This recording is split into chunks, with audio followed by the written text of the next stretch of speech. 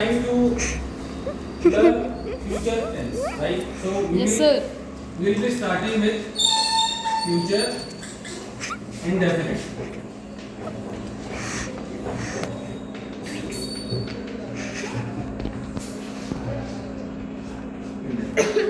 Vishal will tell me an example of future indefinite affirmative. Let's start with affirmative. Now I'm not going to make any rules for you. Now I'm not going to give you any example of this tense. You have to create the example. You have to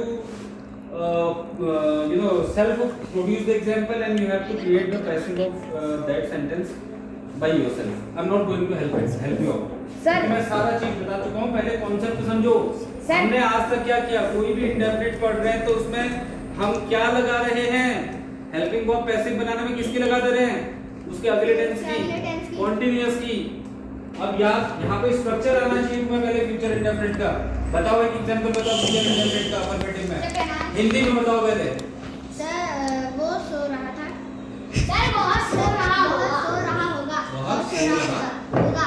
बहुत खा रहा होगा. बहुत खेल रहा होगा. नाच रहा होगा क्यों होगा?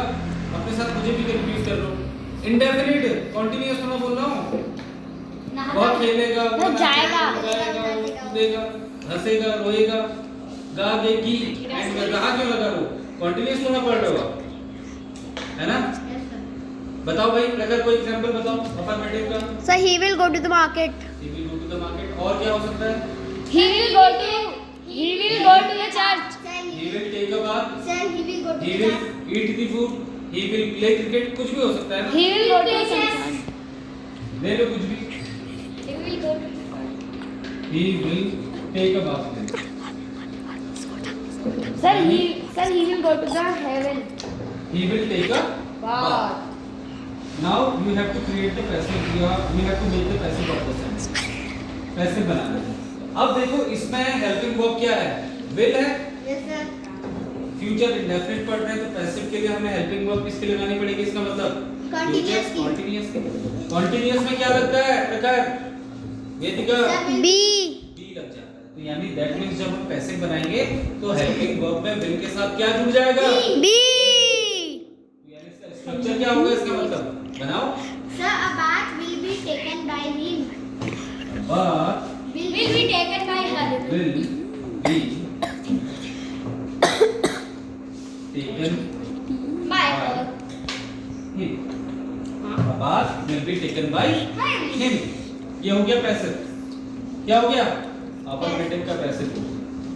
अब नेगेटिव का स्ट्रक्चर बना देते हैं. चलो फटाफट से कुछ बताऊंगा नहीं. रूल्स क्या होंगे, क्या कैसे होंगे. अब तो आ गया सब कुछ, नोट लग जाएगा. बताओ उस आगे नेगेटिव का सेंटेंस बताओ. Sir, he will not go to Market. Kafan. Sir, he will not go to the school.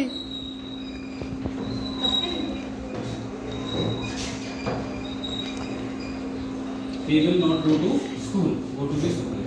बनाओ उसका पैसे बनाओ. Sir, the school. यहाँ पे जूम करता हूँ. School will not be gone Gone by him. by Him. him. School will not be gone by. Him. अरे बात समझ में? Yes sir. बार बार रूल बताने की जरूरत है क्या? No, sir. Easy. अब तो समझ में आ गया ना भाई. इंडेफिनिट करना है तो कॉन्टिन्यूअस की हेल्पिंग वर्ब लगानी है पैसे बनाने में. Yes, sir. प्रेजेंट कॉन्टिन्यूअस है तो परफेक्ट की लगा. सॉरी कॉन्टिन्यूअस में वही रहेगी कॉन्टिन्यूअस की, लेकिन साथ में बीइंग लग जाएगा. लग जाएगा. परफेक्ट करेंगे तो परफेक्ट कॉन्टिन्यूअस की लग जाएगी. Continuous की लग जाएगी. परफेक्ट कॉन्टिन्यूअस का अपना होता नहीं है. ऐसे पास्ट किया, इंडेफिनिट किया तो पास्ट कॉन्टिन्यूअस की हेल्पिंग वर्ब लगा दी. Yes sir. पास्ट कॉन्टिन्यूअस किया तो पास्ट कॉन्टिन्यूअस की ही हेल्पिंग वर्ब के साथ बीइंग लगा दी. Yes sir. पास्ट परफेक्ट किया तो पास्ट परफेक्ट कॉन्टिन्यूअस की हेल्पिंग वर्ब लगा दी had been. Yes sir. Future indefinite किया तो अफर्मेटिव किया या नेगेटिव किया तो इंडेफिनिट में हमने किसकी हेल्पिंग वर्ब उठा ली? कॉन्टिन्यूअस की उठा ली. बी उठा लिया वहां से. बी यहाँ पे रख दी. MB3 तो है ही. तो अफर्मेटिव हो गया, नेगेटिव हो गया. Sir, one doubt. ठीक है. हाँ डाउट है पूछो. सर आपने नेगेटिव के सेंटेंस में बी नहीं लगाया. हाँ तो स्कूल विल नॉट बी लिखा तो है. ओके तो ये वाला वीडियो यहीं पे एंड करते हैं। इसके अगले वीडियो में हम लोग इंट्रोगेटिव एंड डबल इंट्रोगेटिव समझेंगे फटाफट। Thank you so much.